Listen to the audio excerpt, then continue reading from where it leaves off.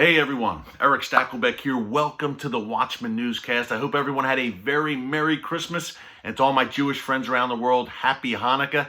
We had a great Christmas here at the Stacklebeck household. A little bit tough for me because, as you can probably tell from my voice, I'm still under the weather and just can't shake this congestion. So praying that goes away in time for 2020 because big things in store for this upcoming year. Today, however, we're going to take a look back at 2019. Folks, I believe this was a major year prophetically in terms of setting things up for what's to come in 2020 and beyond. It was also a great year for the Watchman Newscast. Look, we are fast approaching a major threshold of 50,000 subscribers here on YouTube, on our Watchman YouTube channel, and for the newscast. So a big thank you to everyone who subscribed. If you haven't subscribed, make sure to hit that subscribe button, like what we are doing, and give us a big thumbs up. We've got some great things planned for 2020 and beyond. So 2019, that's where we will start today. Quick note, January 2nd, next week's newscast,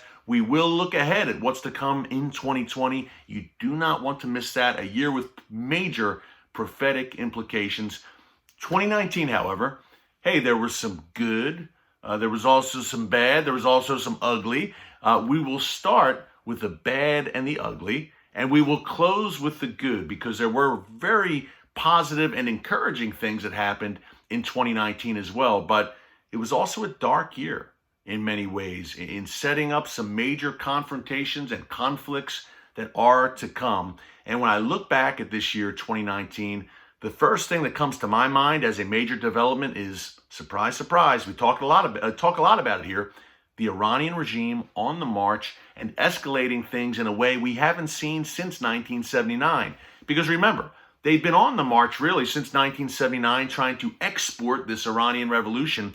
But 2019, they crossed a threshold in terms of bold, aggressive instigation against Israel, America, and the Sunni Arab nations in the Middle East.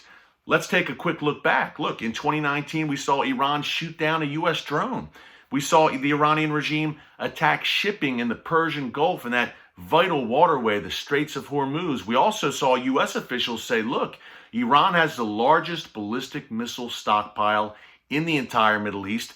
And then we had German, French, and British intelligence saying, yeah, those ballistic missiles, by the way, can be mounted with a nuclear warhead. Iran now has that capability. And if you're sitting here in America like I am, just know that the Iranian regime is also working on intercontinental ballistic missiles, ICBMs. Folks, they do exactly what their name says. They're designed to travel across continents and oceans. Those missiles are not for Israel, the Saudis, even for Europe. They are for the great Satan, the United States. That's what the Iranian regime continues to refer to the U.S. as, the great Satan. It's no coincidence that in these rallies in Tehran, they're stomping on American flags and shouting death to America. They mean what they say. They mean business. And we saw that most clearly in September 2019 with an unprecedented attack by the Iranian regime against Saudi oil fields. Now look, U.S. officials say that cruise missiles and drones were launched from Iranian territory into Saudi Arabia, where they struck a major Saudi oil refinery and disrupted some 5% of the global oil supply. Folks, an unprecedented, bold attack, and there really wasn't much retaliation, I'm sad to say. So Iran's feeling pretty good about itself right now. They carried out this attack. It's a doomsday scenario analysts have been talking about for years, a terrorist group or a terrorist state like Iran striking the Saudi oil fields or Saudi oil refineries, a major, major deal. And there really wasn't much retaliation. There may have been a U.S. cyber attack in response against Iran, but in terms of the Gulf states, Egypt, Jordan, the Saudis, Europe, NATO, really kind of crickets chirping in terms of, yeah, there were condemnations, but Iran didn't pay a price. And we've seen this time and time again over the years. And they haven't paid a price yet for this growing alliance with Turkey and Russia. Another major development of 2019. Look, talk about prophetic implications. Ezekiel 38 and 39, the war of Gog and Magog. Many believe that Russia, Turkey, and Iran are named in that invasion alliance that'll come against Israel in the latter days. And look, these are three nations that have historically been at each other's throats, and now they have this cozy and growing alliance. Rouhani, the president of Iran, Erdogan of Turkey, Putin of Russia, they're meeting every few months in their respective capitals. So a growing alliance there. We're hearing now reports also that Turkey and Russia are getting more involved in Libya and the civil war there. So these are three nations that are feeling really good about themselves. They're three dangerous players, and they're getting closer and closer together. Traditionally, again, they've been at each other's throats. They fought wars against each other in the past. But now, at this point in history, they are aligning and coming together. And guess what? All three of them are in Syria at Israel's doorstep.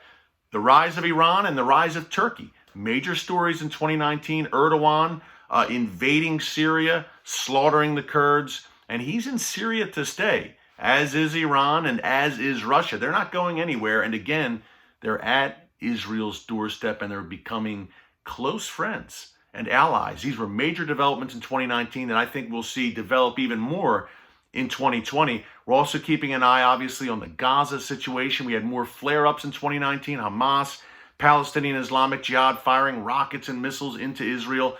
But that great northern war is looming, folks. We've talked about it here on the newscast. Hezbollah in Lebanon, some 150,000 rockets and missiles pointed at every inch of Israel. Iran and its Shia militias in Syria, butting along the Golan at Israel's doorstep. This is a powder keg up north that's going to dwarf anything that comes down south in Gaza, which is also obviously a major issue and a deadly issue. But this great northern war is going to be rough, to say the least. That's what I'll say. An Israeli military official recently talked about it and said, look, civilians will be seriously affected in this next war that's going to come up north. So we're keeping an eye on that on 2020. The chess pieces were moving more and more in 2019, kind of lining that up. So keep that situation in prayer. Some good news, as we got the bad and the ugly out of the way for 2019. And another ugly thing is to keep an eye on.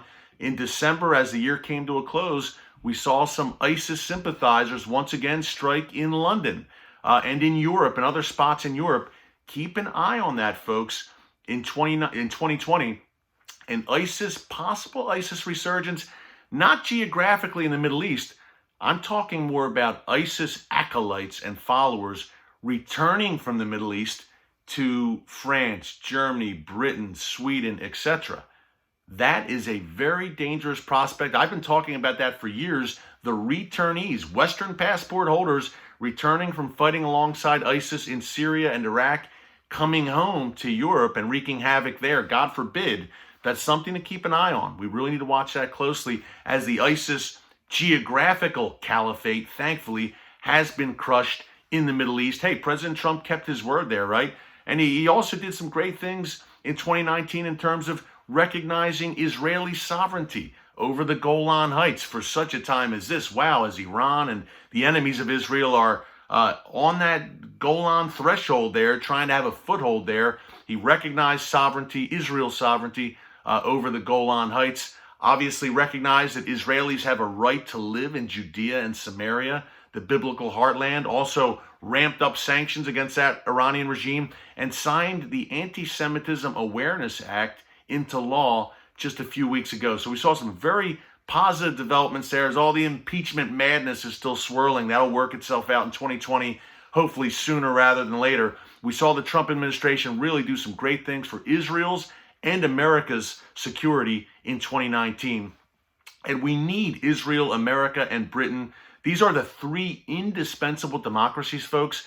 We need these three nations to have stable, functioning, secure democracies, because look, this is like a kind of a three-chord knot, right? Israel, America, the UK, the three indispensable democracies standing for Judeo-Christian Western values historically. So it was good to see Boris Johnson prevail as Prime Minister in Great Britain, and Jeremy Corbyn, a radical, rabid, anti-Israel radical, take a big loss there in Great Britain. So that worked itself out. We'll see what happens with all the the political chaos in the U.S. and Israel. But the sooner this can get worked out, the better in 2020, because the barbarians are at the gates.